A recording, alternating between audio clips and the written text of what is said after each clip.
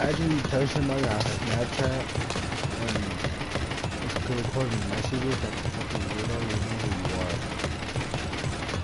You know who you are. Not saying your name.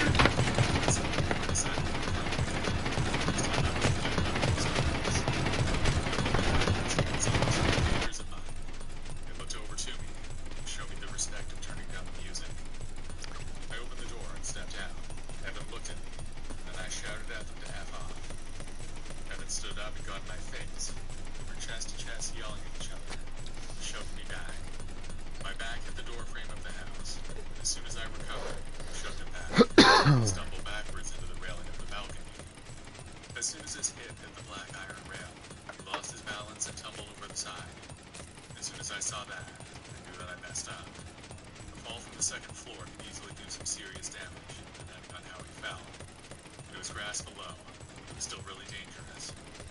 I stood back and his friends went to check on him. My relief seemed to be okay. Still not a good night for me. After the fall, the guys left the balcony, but I don't know if they took him to the hospital or not. They never called the cops for what I did, but I always knew that they had that over me. Even though he hit me first, there were 2 witnesses that could have spun things in any way they wanted. I never felt comfortable in that apartment again, because I had 3 full-blown enemies right below my feet at all times. Part of me was scared that they would press charges.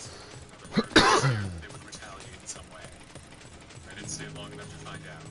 I put my month's notice in soon after the accident. I stayed at my girlfriend's house almost every night before I moved out. I know I'm not completely innocent in all of this. It was an accident. Those guys were real jerks. I need to put protection for a mobile from the best part of need better paint. Need money on that.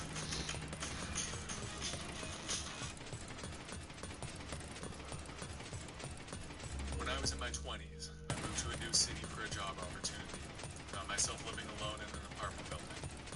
It was a large 25-floor tower where people lived in close quarters, yet hardly knew each other. It was no different. Didn't put much effort into getting to know anyone at first. I came there for work, and my job took up most of my time. I was still young, trying to learn as much as possible, so I didn't think I had time for much else. My life was a simple routine: work, home, the occasional trip to visit family.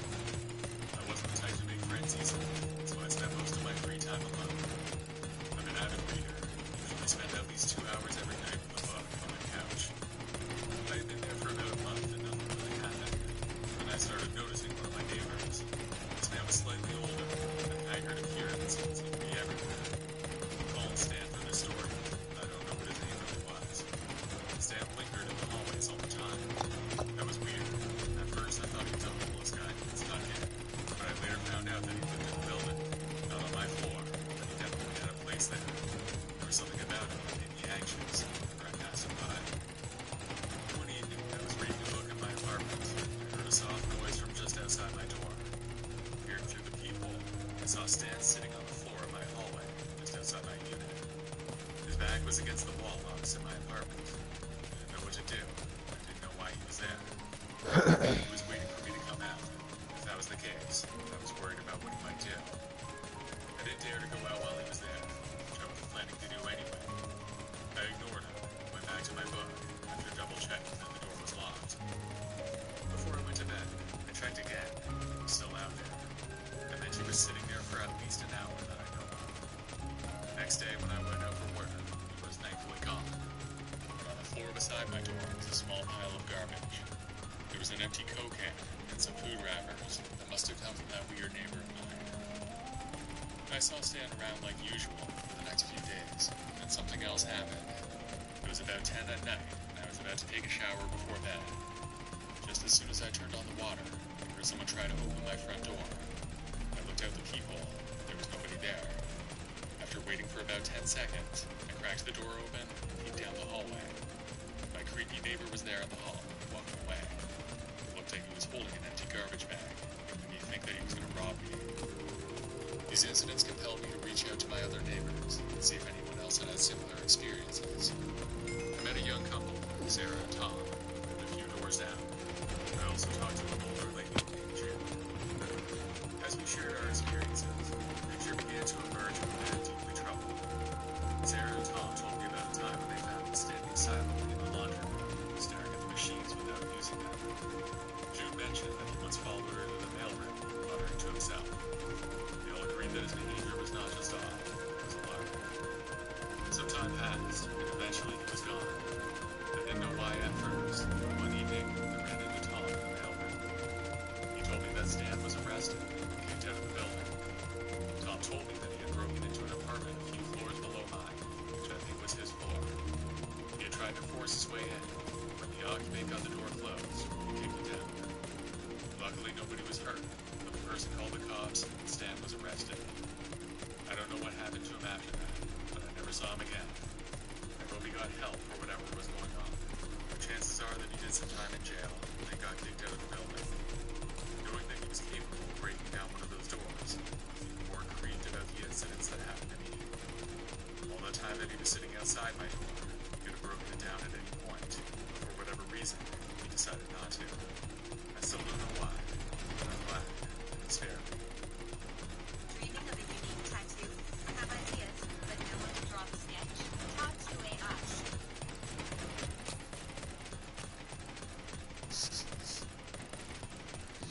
I grew up in a middle-class neighborhood that was fairly new, with mostly single-family homes, but there was also an apartment complex a few doors down from our house. Since it was all rentals, people who lived in the apartments would come and go a lot. A few of my good friends lived there, so I would hang out there sometimes. One summer, a new family moved into the apartments. They had a son named Manny who was about my age, and we soon found out that we'd be classmates. Manny was different right from the start. He wasn't like the other kids that I knew. Not in a bad way at first, though. We started hanging out this summer when he was getting settled in. We had a lot of fun right away. There was never a dull moment when he was around, because he was really funny and always up for anything. We began hanging out because that's what you do when you're kids. Manny always had ideas for something to do, but his ideas weren't always good. In fact, sometimes they were downright scary. I remember one day at his apartment vividly. We were all there, a bunch of us, just hanging out. It was me, Manny, Brent, and my brother Joseph. Manny's mom was out, and we were watching TV in their living room. Then out of nowhere, Manny turned to Brent and said that he could kill him if he wanted to. We all laughed it off, nervous, awkward laughter, but inside, I felt weird. That wasn't normal kid stuff. It was like Manny was hoping to be challenged so that he could follow up. We all just sat there and didn't say a word. Brent was especially quiet. Then there was an incident that happened in the woods. We were hanging out on a weekend, and we were cutting through the woods near my house to go to the park. When we were on one of the forest trails, I found out that Manny had brought a water bottle filled with gasoline. He wanted to start a fire and watch it burn. We managed to talk him out of it, and later in the day, he said that he was just messing around. I didn't believe him, though, because I could smell the gasoline. I still don't know where he got it from. When school started in September, I found out that I was in the same class with most of my friends, including Manny. We were still hanging out with him at that point, but to be honest, I was getting scared of him. In the first week of school, Manny got into a fight with one of the other guys in our class. Not one of my close friends, but a decent guy that most people liked. I never knew what caused the fight, but I think Manny started it. Another time, he was messing around in class, and our teacher told him to be quiet. Manny stood up from his desk and got in our teacher's face like he was going to fight. Luckily, he never threw a punch, but it was tense. Some other smaller things happened. Because of all that, my friends tried to phase him out of our group. We would avoid him at lunch, and not invite him when we were hanging out after school and on the weekends. One night when I was at Brent's place in the apartments, I saw Manny on my way home. He glared at me like he wanted to kill me. I didn't say or do anything right away. I was scared, though. That night, I woke up to a loud crashing sound from downstairs. It was the sound of glass breaking. My dad got up to check it out, thinking it was a burglar or something. When he went down, all he found was a broken window and a large rock on the floor in our front hallway. My dad searched the house, but there was nobody there. I thought it was Manny, because there was nobody else around who would do something like that. But since I couldn't prove it, we didn't confront his mom about it. The next day at school, though, he basically confessed. He was bragging about it to some other guys and said that he was going to kill me and my family next time. The police got involved after that. They warned Manny and told him there would be consequences if he didn't stop. I thought there should have been consequences right away, but I guess it's more complicated for minors. He stayed away from me for the next few months, but his family moved away before the school year ended. I don't know what the reason was for him leaving, and I'm not even sure if it was his choice. Manny had definitely done enough to be expelled from our school, so maybe it was that. I hope he ended up somewhere that could handle severe behavioral problems, but I'm not sure how likely that is. Our school systems are not the best, so programs like that are very few. All I know is that he's just a memory now. SkinCeuticals pioneered integrated skincare. What's your favorite SkinCeuticals product? C for Rolex. I love it.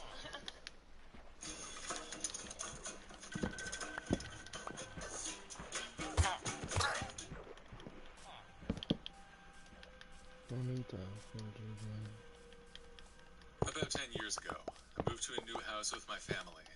I had a 1-year-old son, Felix, with my wife, Jenna. We'd been living in a cramped apartment up until then, so a full house was a good step up for us.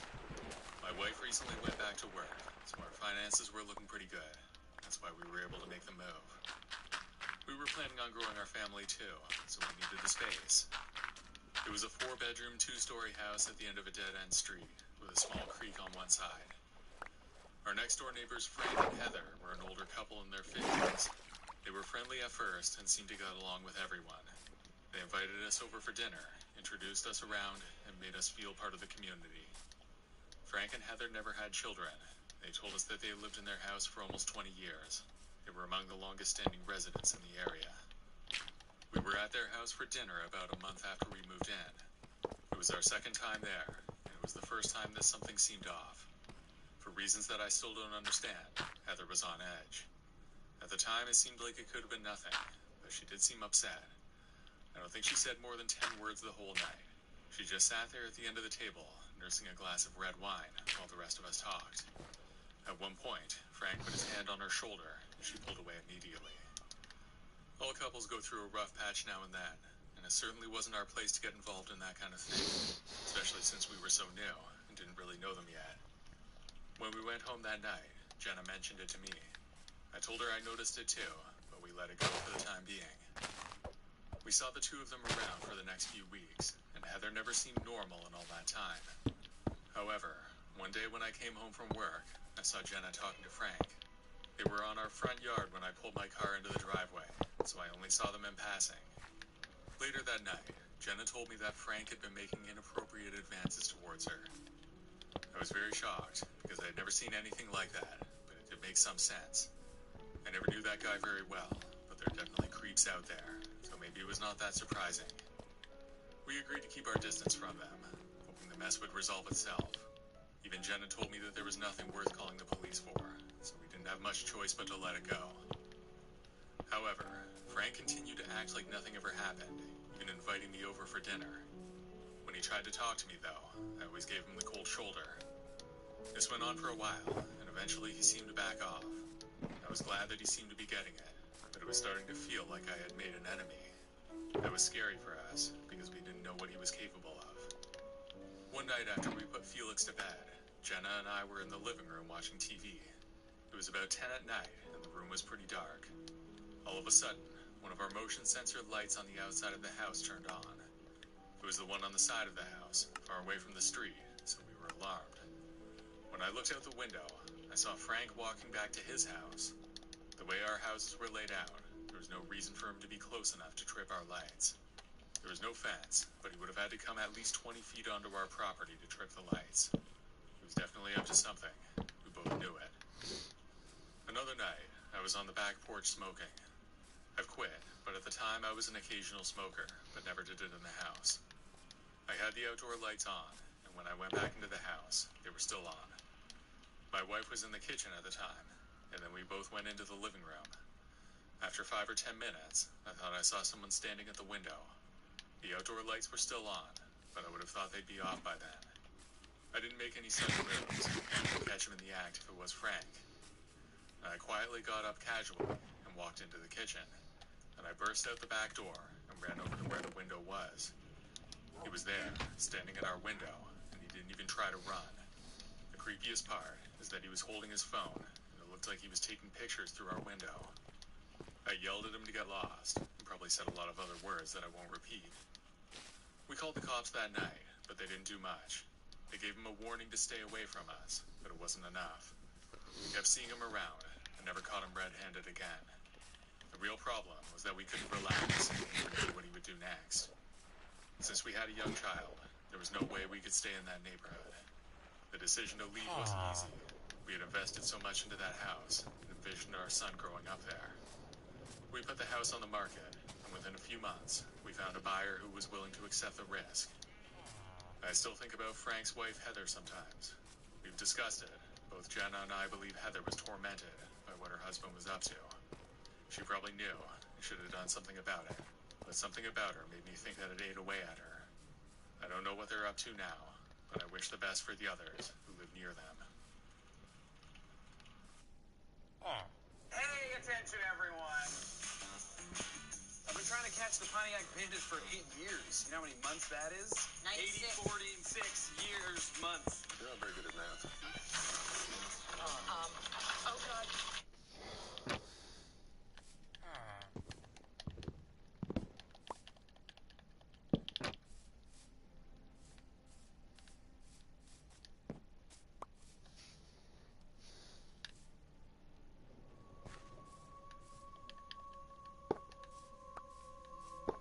buddy's life got messed up big time. Let's tell this tale about my pal, who we'll call Jake. Jake was really into using dating apps, especially Tinder. I watched how it wrecked his life in a pretty scary way, right before my eyes. Jake was the kind of guy who'd meet a bunch of girls on these apps. He wasn't mean or anything, just really into the whole dating scene. He made sure that everyone he met knew what was up. They all knew it was just a fun, no strings attached kind of thing. At least, that's what he told me. But things took a turn for Jake, and a lot of it was because of this lifestyle he had. But there's more to it, because sometimes you bump into really terrible people out there. So, this one day, which seemed just like any other, Jake was chatting with a few girls on Tinder. Now, you gotta know that Jake and I shared a room in our college dorm. It was an evening after our classes, and Jake was in a really good mood, grinning ear to ear. He told me he'd met someone on Tinder who had a friend, and they were both into meeting up together for some fun. I'd never seen him so pumped up about a date. That Saturday, around 7 p.m., Jake headed out to meet these two girls at a bar nearby. Normally, he'd text me after his dates to let me know how it went, or if he'd be staying out late. But when it hit 2 a.m. and I hadn't gotten a single message, I thought maybe he'd stayed over at one of their places. I was just chilling, having a few beers and playing some PUBG. Where are you going, bro? You try to fucking, you know what? I don't care. Fucking kill yourself, dumbass nigga. Fucking stupid. He was sitting right there on the front steps. "What's up, man?" I asked, kind of laughing. But he didn't say anything. I sat down beside him and got a real shock. His eye was bruised and he was crying. I'd never seen Jake cry before. "Jake, dude, are you alright? What happened?" I asked. But Jake just stayed silent. After that night, Jake packed up and went back to his... Something's not right. Guaranteed fresh meat berries at this low price. It's gotta be a mistake. Don't look back, don't look back. Damn, you look back! Let's go! Dad, the prices are always this low. Produce guaranteed fresh at prices so low, it'll feel like highway robbery. It's an Aldi thing. In a realm of fantasy and fate, Parents' house for the rest of the semester. He didn't say much, just that he needed some time off. I was really worried about him.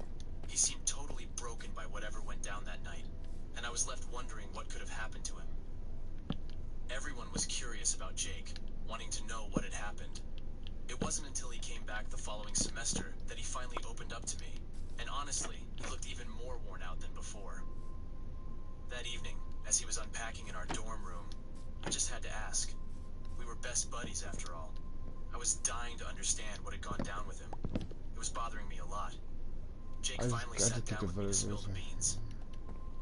I'll be honest, I thought I was ready to hear it, but I really wasn't. That night he had gone out to meet those two girls. He headed to the bar they had chosen. In the crazy flashing lights of the place, someone grabbed him and yanked him into the bathroom. This person was wearing a dress, so Jake thought it was one of the Tinder girls. But once he got into the bathroom, another guy pushed him against the wall and hit him hard, knocking him out cold. When Jake came to, his wallet was missing, his clothes were all messed up, and he was bleeding a little. And well, to be straightforward, his backside was hurting. Jake was too ashamed and upset to tell anyone, so he decided to go home. He needed some time to process what had happened. Jake went for his regular health checkup, something he did every year. And that's when the final blow hit him. Jake found out he had HIV. This should be a warning to everyone. You've got to be cautious. Sure, have fun, but always be safe. And definitely think twice before meeting up with strangers you've never actually seen in person. There are folks out there looking to take advantage of others. I see what happened to my best friend Jake every day, and believe me, it's the kind of thing you wouldn't wish on anyone.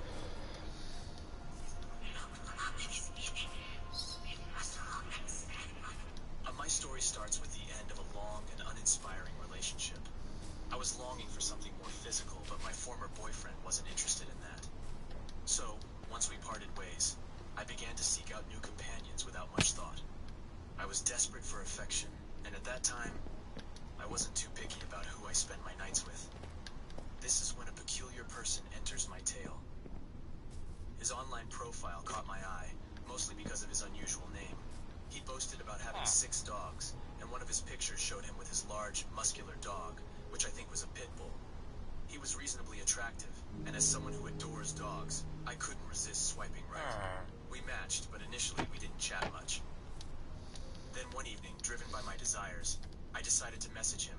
He seemed eager to meet, and there were no immediate red flags. He arrived with a pack of red apple cider, and we headed to my dorm room to chat. As we talked, I couldn't shake off the unsettling feeling he gave me. Despite this, we ended up being intimate.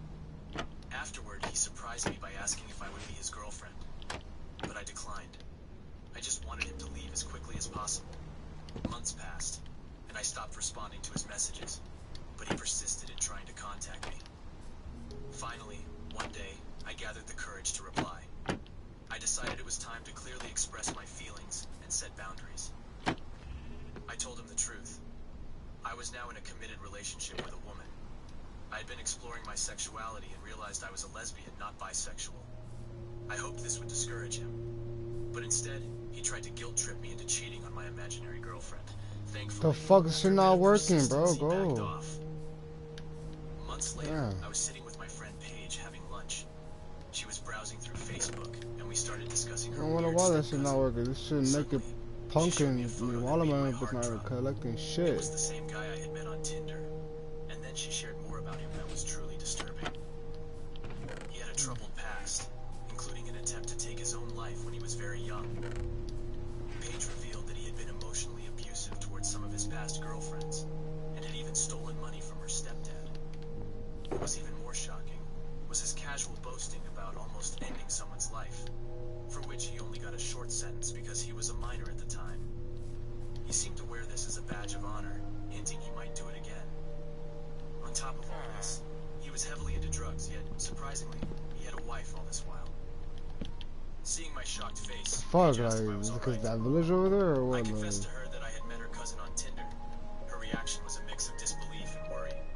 I admitted to her that we had been intimate, which made her even more upset. We were both stunned, trying to process all this. I was so embarrassed, and now those unsettling vibes I'd felt around him made perfect sense. I continued to use Tinder for a while after that, but due to this and other strange encounters, I eventually decided to stop. It's a reminder that when you're dating online, you should always be prepared for some unnerving experiences. The reason we support culinary programs is because to give back is a very important tenet of the company and our ethos and our culture.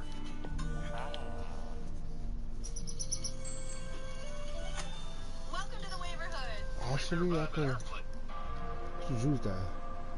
I could use that. This story unfolds in a small town, and it's about a young person, say 14 years Because old, living in a place we called need Maple okay. Grove. This kid, named Alex, decided to try out Tinder, not really expecting much. Maybe a few odd people, and perhaps a friend or two around their age. Alex's buddy, we'll name him Max, had already been using the app and seemed to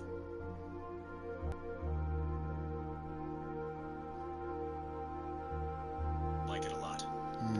So, Alex, feeling curious, thought, why not? Upon signing up, Alex was thrilled. Getting matched with strangers was intriguing. It felt like a chance to meet new people.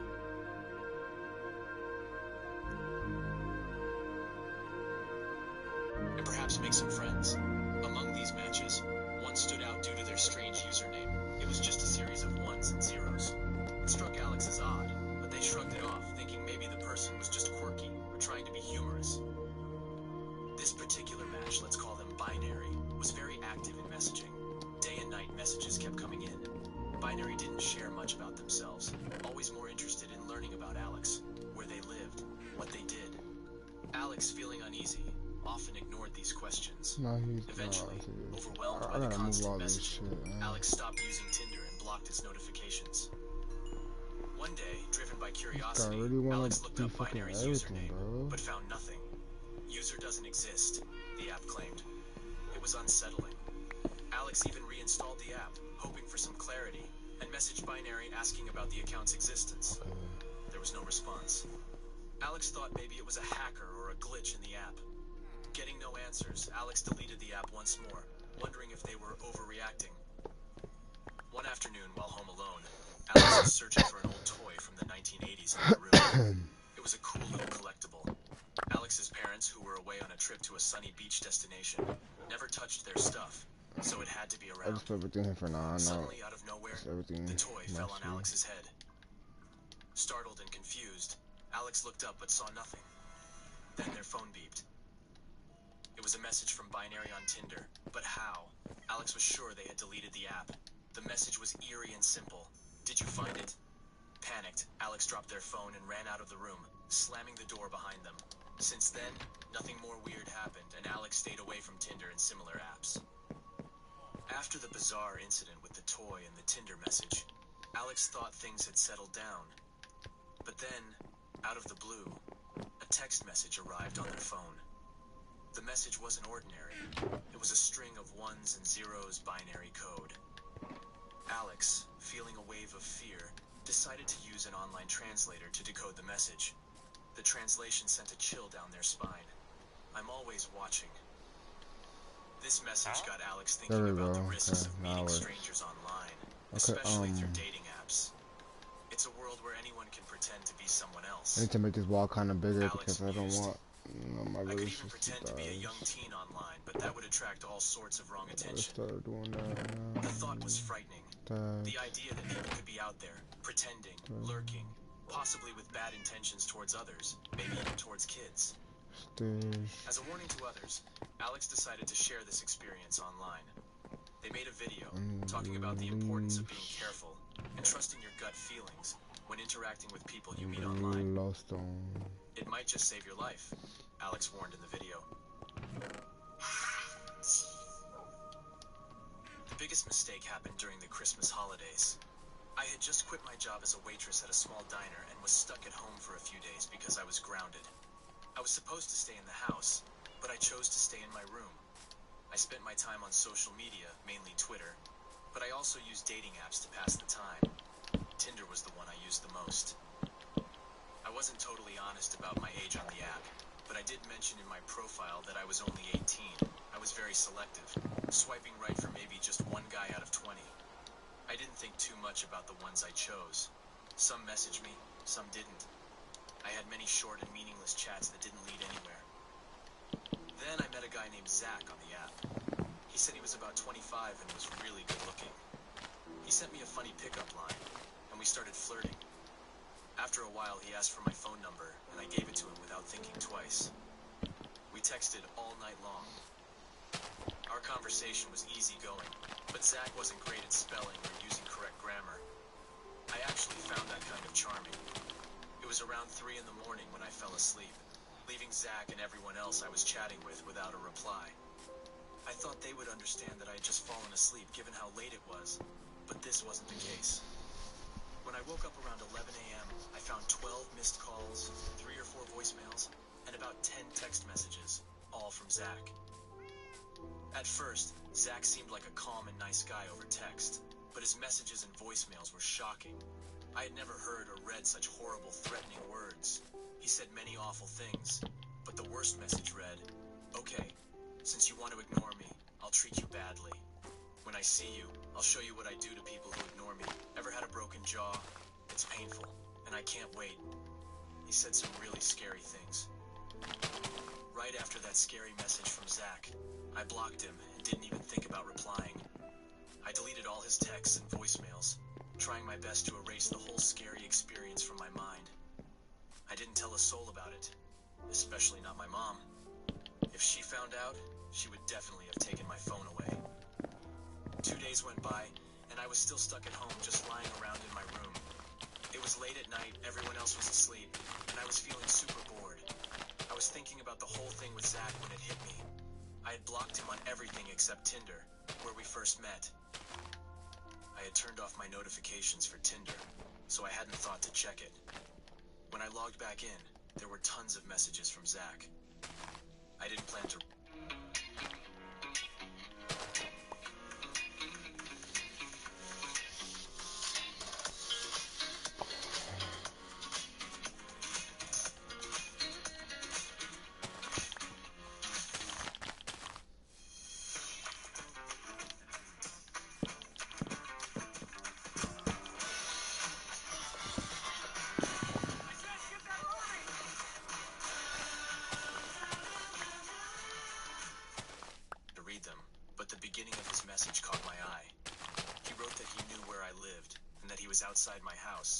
mentioning it had 2 stories. This could have been a lucky guess. Lots of houses have 2 stories. But what really scared me was his location.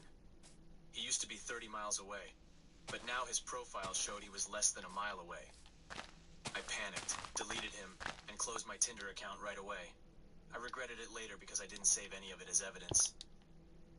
I was too frightened and foolish to tell anyone. I spent the whole night looking out my window. I even let one of our dogs sleep in my room for comfort.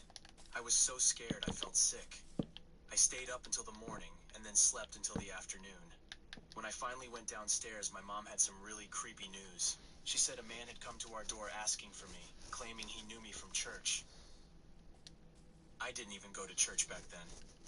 My mom, being smart, told him he was at the wrong house and then called the police to describe him. She didn't wake me up, thinking he was just some random weirdo and that I didn't know him. He asked for her daughter, not using my name. If this was Zach, I had no clue how he found me. I moved to live with my older sister after the longest month ever. The only thing that might have been related to Zach was an old beat-up green car I sometimes saw on our street. It probably wasn't him, but I couldn't help feeling nervous. This whole ordeal still haunts me, and I haven't used Tinder since. I want to remind everyone, girls and guys, to be super careful when using social media and talking to strangers. You never really know who's on the other side of the screen.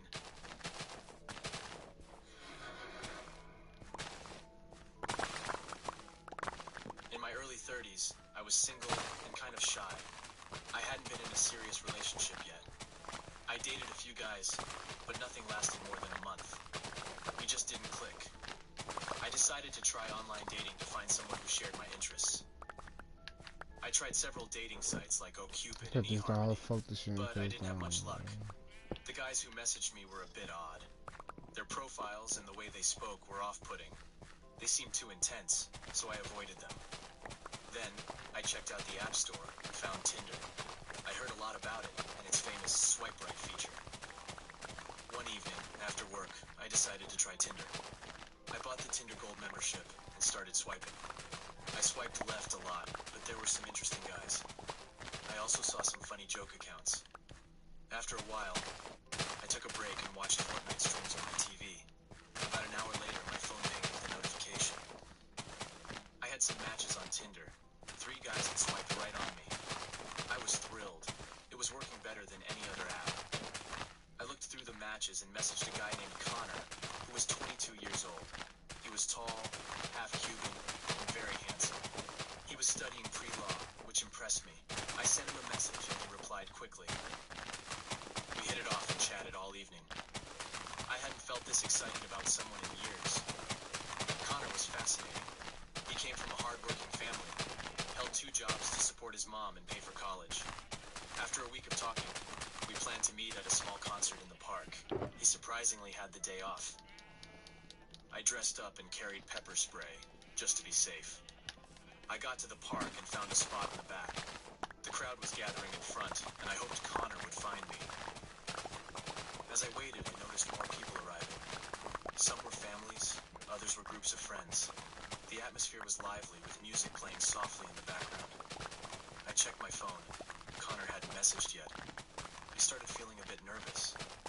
What if he didn't show up? I shook off the thought and tried to enjoy the music. The band started playing, and their upbeat tunes filled the air. I tapped my foot to the rhythm, still scanning the crowd for Connor. People were dancing and having a good time.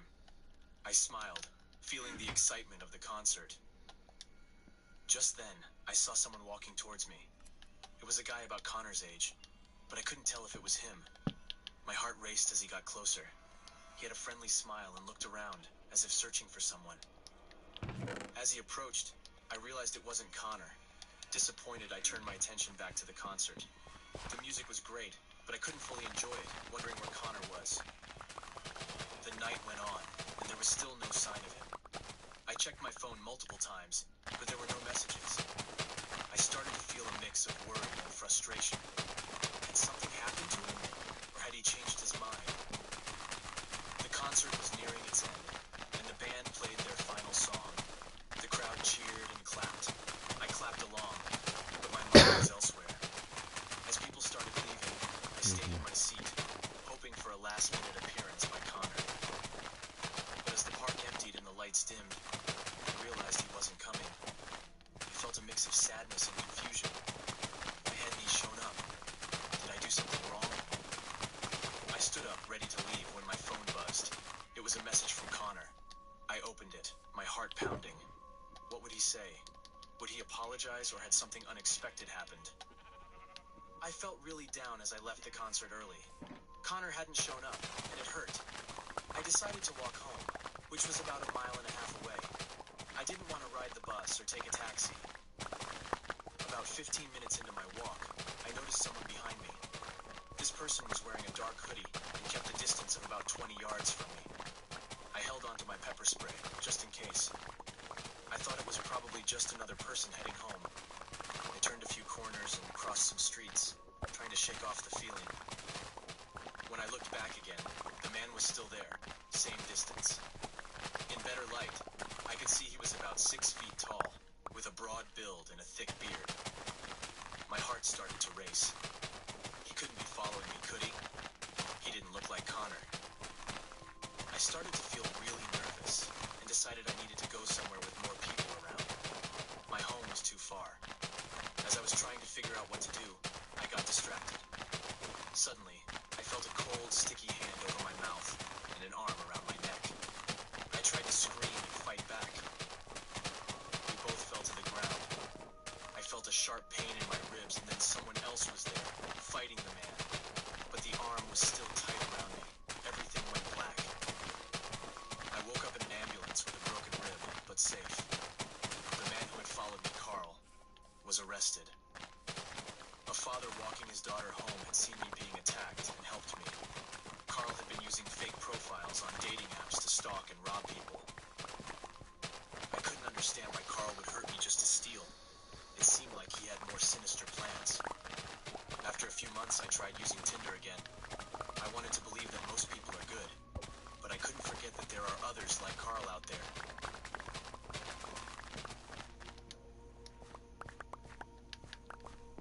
A few years ago, when I was 18, I want to tell you about myself. I'm not very tall, have bright green eyes, and long dark brown hair. I think I look pretty nice. It was summer break, and I wanted to do something a bit naughty. So one night, I sneaked out. I walked quietly through some trees behind my house to get to my friend's place. We hung out in her backyard, drinking beer, feeling cool. While we were a bit tipsy, we started talking about Tinder, which is a dating app. We thought it would be funny to mess around on it. My friend, let's call her Kay, didn't want her own account, so I made one. I downloaded Tinder and set up my profile. I was a little drunk, but knew I was just doing it for fun. On Tinder, we matched with some people, and soon my phone was buzzing like crazy. I put down my beer and told Kay I didn't really want to date. I planned to delete my account when I got home. No big deal, I thought, but I was wrong. It was almost 4 a.m., and I had to babysit the next day. I couldn't be hungover, so I told Kay I had to leave. We hugged, and I walked back home through the trees. 2 days later, I was babysitting the same kids I'd looked after for over a year. We were in the living room. I put on a movie for the youngest, Sadie, who was 5 and super cute. There was also Jacob, who was 10, and Ashton, who was 14. It was weird they needed a babysitter since Ashton was close to my age, but I didn't mind. I loved spending time with those kids. Sadie was sound asleep on the sofa. I carefully took her drink cup from her mouth, trying not to wake her. Jacob and Ashton were at the kitchen island, with Jacob annoying Ashton about something. I wasn't really listening to them. Walking over to them, my phone started vibrating. It was from Tinder, which surprised me because I hadn't gotten many messages since I downloaded it 2 days ago. I looked at the profile and thought it seemed fake, but I was just having fun, so I decided to play along. I thought Kay would laugh about this. A guy named Braxton, that's what his Tinder name was, messaged me. His first message was scary. He wrote something about feeling my pulse while grabbing my neck. I read it many times. Oh, shit. I couldn't believe someone would send such a creepy message. I felt really Ooh, scared. he almost killed me. Ashton and Jacob noticed and asked if I was Are you okay mad at me? because I I gasped understand. and Is your turned buddy red. mad at me too? I lied, saying I just had a bad headache. Yeah, still right here. You can't get me. Then another message game. You can't get Is that me. your family? You can't get me, huh? No harmful pesticides. Stonyfield organic. Good on purpose. I was stunned, staring at my phone. Then he wrote, "You're all beautiful. You're mine now." This really scared me. I asked him who he was and told him to leave me and the kids alone. I blocked him and reported him right away. It's been some time since that happened. I try to think it was just someone playing a mean joke. I'm not sure, but I can't forget that story. Telling myself it was just a joke helps me not be so scared at night.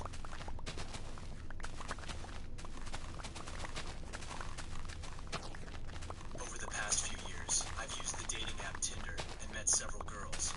None of these meetings turned into anything serious, except with my ex, Lisa. We were together for a few months, but then I discovered she was secretly married and had 3 kids. I was shocked because I had no clue she was lying, and her husband didn't know either. I broke up with her as soon as I found out, but I still felt really guilty.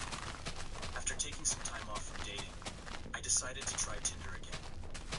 That's when I started talking to Emily. She was pretty, easygoing, and had a great sense of humor. Her social media profile showed she wasn't married, which was a relief. We'd been messaging for about a month, but we hadn't met in person. Then, about a week ago, my friends invited me to a bar in Palm Springs for a birthday party. The bar was a 2-hour drive from my house, but I wanted to see my friends and celebrate the birthday, so I agreed to go. I looked up the bar online and saw it had live music and dancing. It seemed like the perfect place to finally meet Emily, especially since she lived only 30 minutes away from Palm Springs. I invited her, and she quickly agreed to come. She even teased me for taking so long to ask her out. After my last experience on Tinder, I wanted to be extra cautious. The party night arrived, and I got to the bar around 9 p.m. My friends were already there. Emily was supposed to meet me at 11. I spent the first couple of hours eating, dancing, and enjoying a few drinks. Right at 11, Emily texted me to say she had arrived. I went to the entrance to wait for her. As she walked in, I saw she was pushing an older man in a wheelchair. My heart sank a bit. The man looked frail and serious. Emily hugged me and said, "I hope you don't mind, but I brought my dad. He's not well." I was surprised because Emily had never mentioned her dad's condition. In fact, she had told me he had just returned from a trip to Haiti, and they had dinner plans last week. I smiled and assured her it was fine. I introduced them to the birthday guy, making sure he knew not to stare. He greeted Emily and her dad warmly. We spent the next few hours at the party. Emily's dad was quiet and didn't speak to me at all. He just watched the people around him with a blank expression.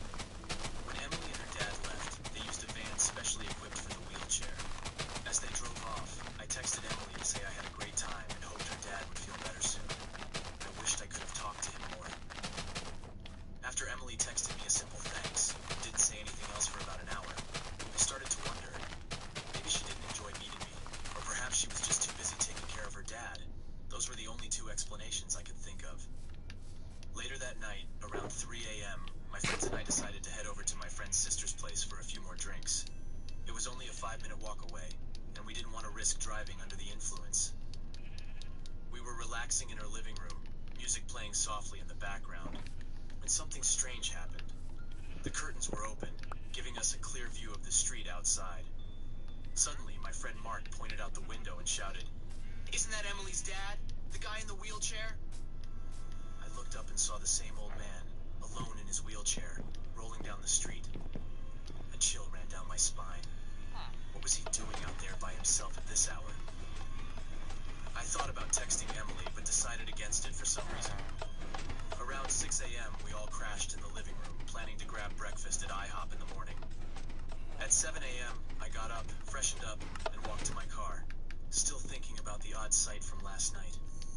As I drove towards IHOP, I saw Emily's dad again, sitting motionless in his wheelchair beside a tree on the sidewalk. I tried calling Emily, but she didn't answer. Now I was really worried. I turned my car around, intending to talk to him, but when I looked back, he was gone.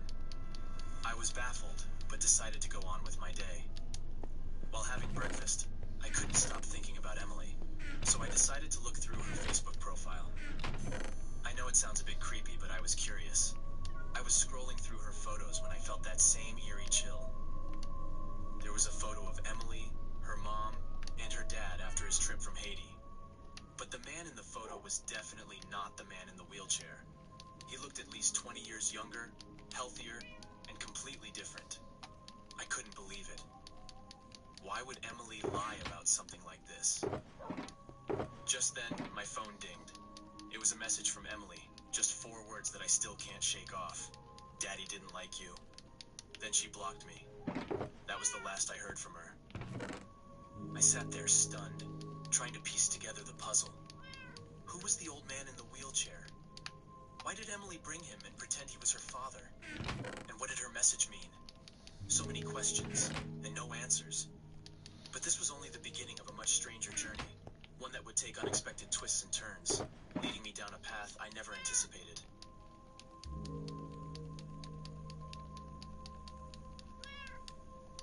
At the age of 22, I was beginning a new chapter in my life. I had just moved into my first apartment, bought a car, secured a job, and was free from the responsibilities of school. Feel protected under our roof, so you can enjoy your dreams. American Family Insurance. And parental oversight. Despite these achievements, I felt something was missing. A significant other. I longed for a serious relationship, so I decided to give online dating a try. I downloaded Tinder and started swiping through profiles of local women during my free time. Although I got some matches, none of them really engaged in conversation. Then one day, I stumbled upon a profile of a girl who seemed almost too good to be true. She was incredibly attractive, and I found myself more drawn to her than anyone I had ever seen. I swiped right, and to my surprise, we matched instantly. Skeptical yet intrigued, I spent the next 2 days immersed in our chats. My potatoes, give me Eventually, I fucking gathered the courage carrots, to bro. ask her out on a Damn. date. I braced How myself the for carrots for you? rejection or a hesitant response, but her reply was unexpected. She suggested with a playful wink that I should come over to her place instead. My excitement was through the roof when she agreed to meet, suggesting tomorrow at 9 p.m. I couldn't believe I was actually going to meet her. The night before our meeting, I was so thrilled that sleep seemed impossible. The following day, I spent hours packing best of my badge, wanting to make a great impression. As the clock struck 9, I heard a knock at my door. My heart raced with anticipation as I opened it, and there she was, just as stunning in real life as in her photos. As I welcomed her in, completely mesmerized by her presence, I hardly noticed the large man following behind her. It wasn't until he pulled out a gun and hit me in the back of the head that I realized what was happening. When I regained consciousness, I found myself...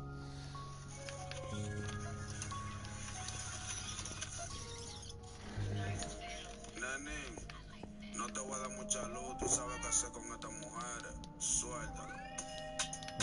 That's what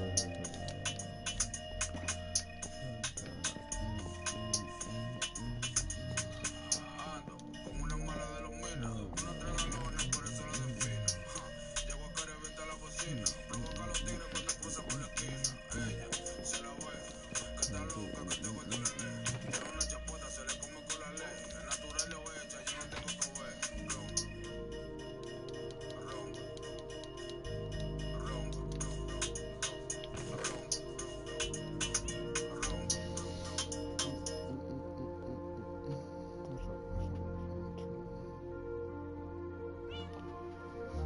Let the experts at Velcro make your home improvement project a cinch with free installation on windows, siding, doors, and roofing. Plus, no interest for 5 years. Free installation won't last long. Hurry, call now. So, with youth adaptation.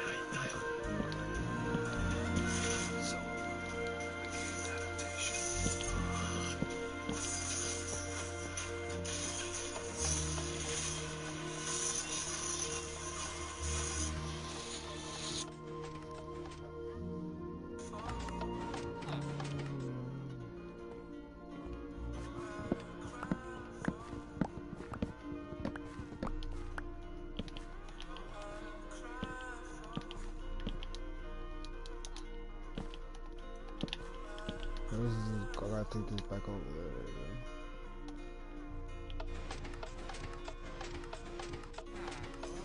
Fly to me. If I crawl to you, Jesus, you won't push me away. Oh Lord, you died for me. Lived your life for me. You give joy to me, Jesus. And still share my pain.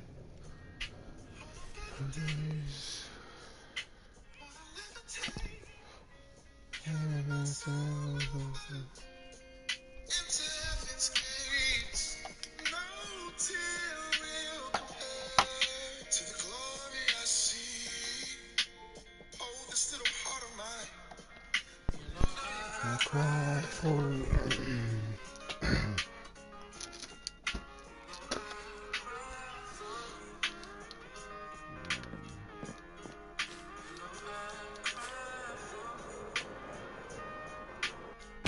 Why the fuck did I breathe in, bro?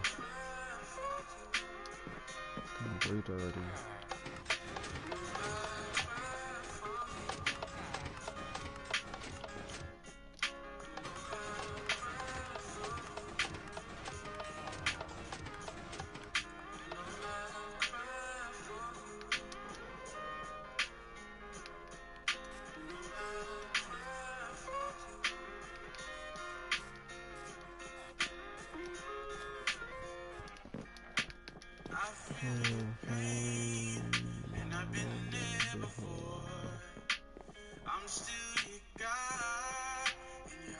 Why I couldn't other working like that? I was gonna cut them ass.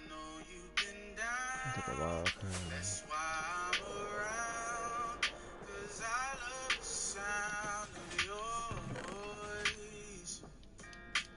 I did the same as before. I'm still God.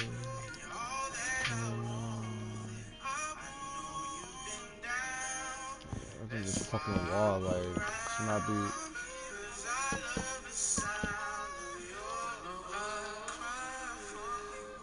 It's just stupid, man. Fucking Minecraft shit, man.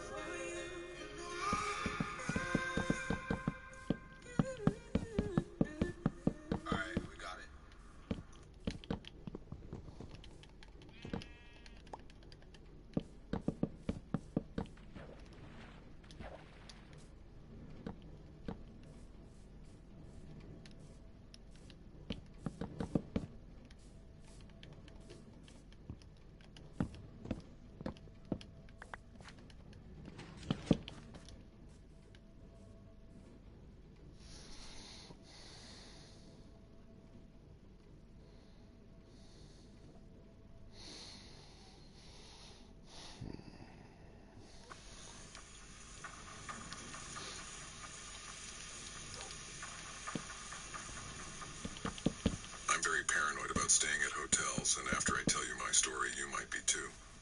This happened to me when I was 25 and on a road trip to this niche steampunk convention in New Jersey. I was somewhere in Philadelphia when I found a hotel I could spend the night in. It wasn't a lavish establishment, but it seemed comfortable enough, although I noticed this group of men loitering on the side of the main entrance. Being a lone woman, I kept my eyes low, but I could feel them looking at me. At least the hotel had secure parking, so I wasn't worried about my car going anywhere. Entering the hotel, I realized that it was essentially a step above a dingy motel. But by then, I was too tired, and I had no idea when I would find another okay-ish place to stay at. I would be at my destination tomorrow anyway, having booked a much better hotel near the convention. The receptionist was an old man who squinted at the ledger as he wrote my details in. Thank goodness I always kept some cash on me because this hotel didn't accept cards, nor had any ATMs close by. After what felt like an eternity, I finally had a key for a single bedroom on the second floor. The room was all right. It wasn't the cleanest place ever, but other than a stale, dusty smell, it wasn't too dirty. After a survey of the room, I put my bag down and decided to freshen up. Just as I was washing my face, there was a knock at my door. A male voice called out, "Room service." But I still looked out from the people. It was a young man, a little younger than me, wearing a simple white button-down shirt and black dress pants. "Hello, I hope you have everything to your liking in the room, miss." The man smiled. When I opened the door, he held out a big mineral water bottle towards me. "Yes, thank you. I didn't order that," I uncertainly told him. "It's complimentary, miss," he said, so I took it. He smiled and lingered a second too long before walking away, closing the door. I looked at the bottle. It seemed to be some cheap local brand. I already had a glass of water from the tap, so I just placed it on the dressing table and thought nothing of it. Now, as tired as I was, it's a bit difficult to fall asleep in a new place for me. So there I lay in my hotel bed, wide awake in the dark. I didn't want to waste time on my phone or the TV, hoping to catch some sleep before continuing my trip. With how silent my room was, the hotel, in general, seemed to barely have any guests. I clearly heard sounds of shuffling outside. I dismissed it as room service passing by, but the sound remained right outside my door. I had locked the door, but I wasn't sure about the chain lock. My heart began to pound as quietly as I possibly could. I got up and padded over to the door. Someone was lingering right outside my door. I was sure of it. Carefully peeking out the peephole, I frowned when I saw that same young room service man outside. He seemed to look around before leaning close. It took me a moment to realize that he was listening in, pressing his ear to the door. As if satisfied with the silence, he pulled out his phone to text someone, his thumbs flying over the keyboard. On a whim, I suddenly banged upon my door, which startled the man enough that he dropped his phone. He hastily picked it up and ran away. I noted that he didn't take the elevator but the carpeted stairs. Disturbed, I decided to call the reception, but found out that the phone wasn't working. I didn't have it in me to open the door in the middle of the night and go downstairs, so I stuck a chair under the door handle, double-checked the chain lock, and hoped for the sun to rise soon. I couldn't quite sleep that night since maybe 2 hours after that incident someone tried to mess with the door handle very, very quietly. I didn't have anything to protect myself, terrified. I have never been so scared my whole life as I was that night. Then there was knocking. With a chirpy, "Room service," called out. I didn't bother responding, cursing my decision to stay at that damn hotel. Thankfully, the night passed by, and I heard more signs of life outside my room. I packed up my stuff with lightning speed and was about to make a beeline for the reception when I paused at the water bottle. Out of morbid curiosity, I picked it up gently and noted white sediment sitting at the bottom. I opened the cap, which wasn't even sealed actually, and smelled the water. I didn't detect anything, but I just knew the man must have hoped that I drank the drugged water, which was why he was listening, as he had been angry. Now I arrived at the reception and found a middle-aged woman working the morning shift. I complained about their creepy room service staff, which she took quite seriously. I explained everything that happened and even showed her the water bottle. She told me the hotel didn't give any complimentary mineral water or anything complimentary for that matter. She asked me to describe the creep who was harassing me but fell silent when I did. "Is he still present?" I hotly asked. "Ma'am, no one like that works at our hotel." She frowned. I was dumbfounded. She called other staff members over, no one ever having seen such a man working there. It was only through their CCTV footage did I find out that the man who pretended to be room service to me was part of the group I saw outside the hotel last night.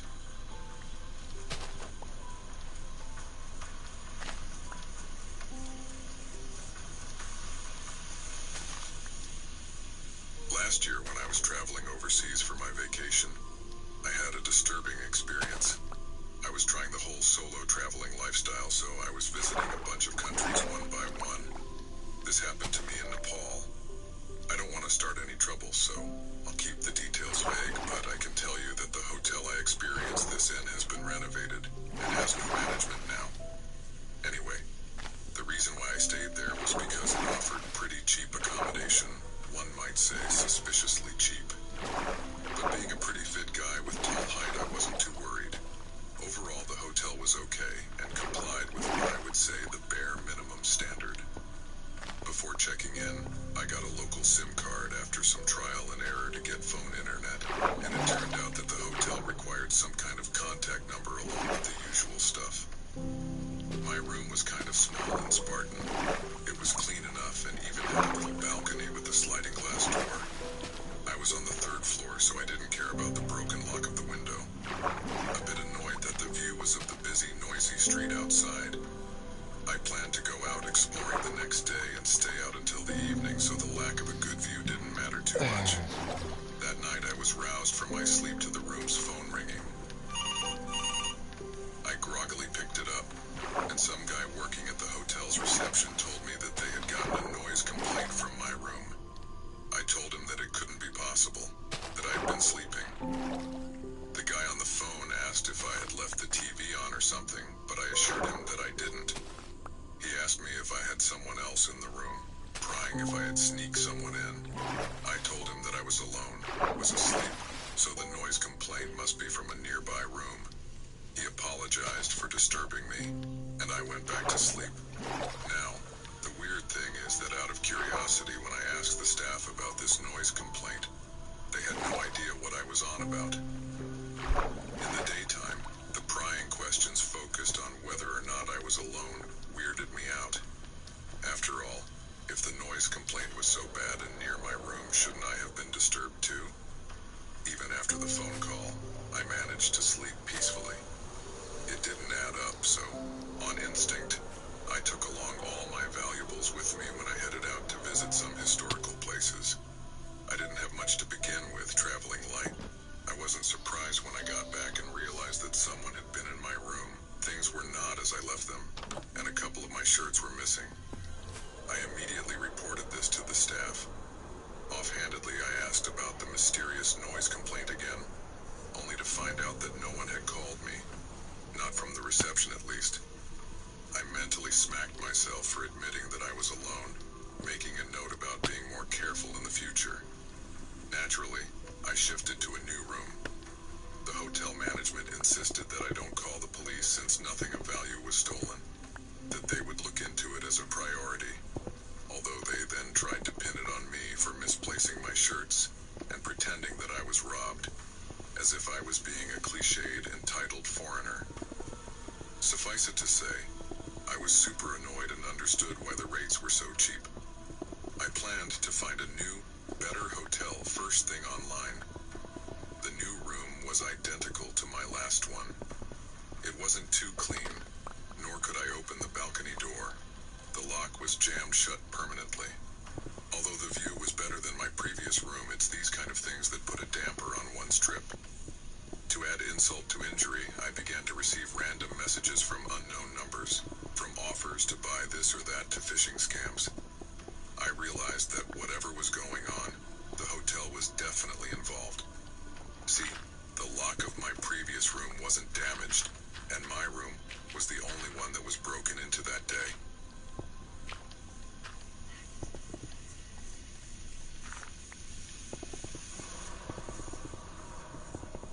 When I was 13, my parents took my younger brother and me to Colorado for a fun family camping adventure. Before we could reach our actual destination, we stayed in Denver to arrange for a rental car and get our stuff in order. The hotel we stayed at was pretty nice, with an indoor pool, a bakery, and 2 fancy restaurants. For me and my brother, who is 3 years younger than me, this was peak luxury. While Dad was booking our room, and Mom was patiently telling my brother that we were not going to buy any overpriced sweets from the hotel's bakery, I noticed a woman sitting in the lobby. She was holding her phone